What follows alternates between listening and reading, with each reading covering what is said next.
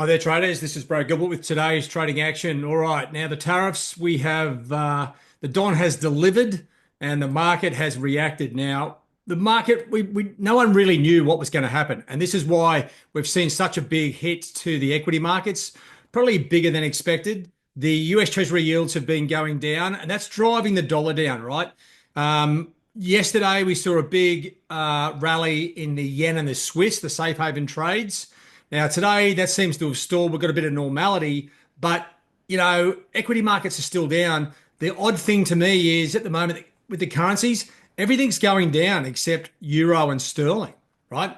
Like, why not? Why? I don't get it, right? I haven't seen enough yet to work that one out, but just looking at the currencies where they sort of pan out, there's a big nosedive, right? Which you would expect after an event like this. And this is where today's trading comes into play. We've got the non-farm payrolls. We've also got a bunch of other good things like the Swiss employment numbers and some UK numbers. Now, if I just get those up, let's just have a quick look through the Pandora's box here.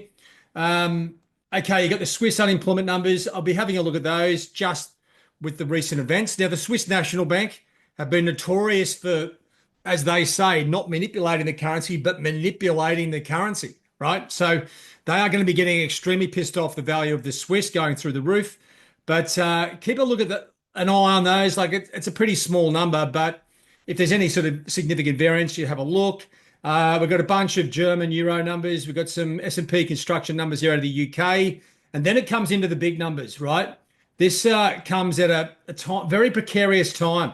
I'll be very interested to see what the reaction is on the non-farm payrolls and obviously the unemployment rate. These are the two key numbers out of the 6 or 8 variables that come out. 135K range, 50 to 185, and a pretty tight unemployment rate.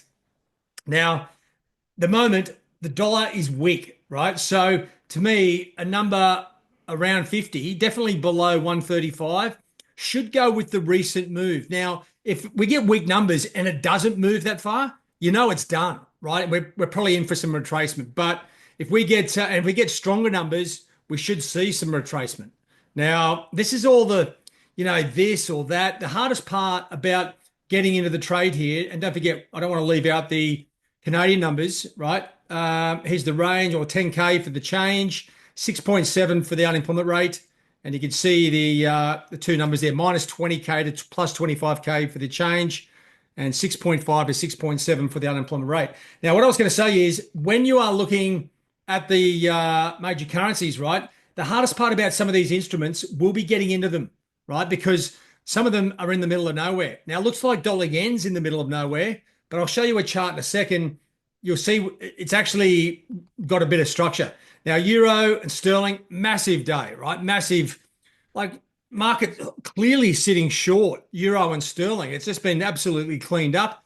Like the Aussie and Kiwi, you swear to God nothing's actually happened because they have not moved. In actual fact, they've probably just gone down.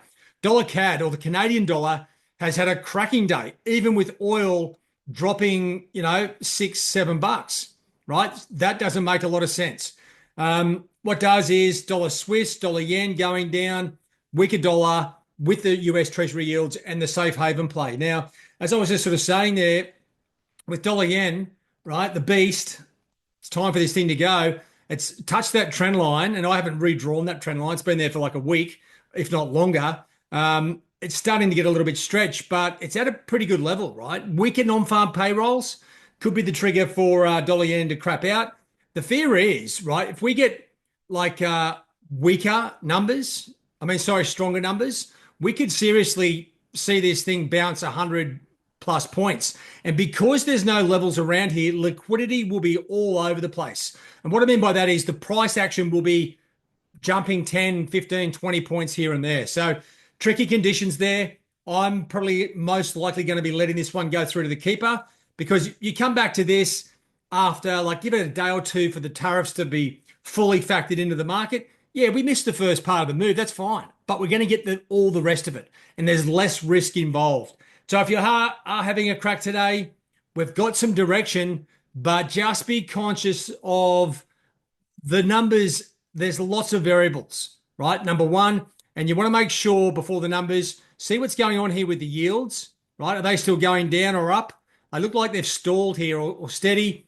US equity futures are only like slightly down now, right? So I don't know. Weaker numbers, equities bounce. What does that do? Like the mystery is the everything's going down here except euro and sterling. That's like rather confusing. Anyway, that's it from me, guys. It's been a big couple of days. Believe me, this is an unprecedented event.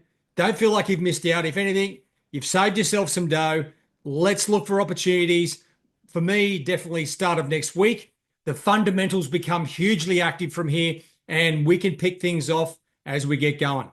All right, guys, have a good one. All the best. Cheerio.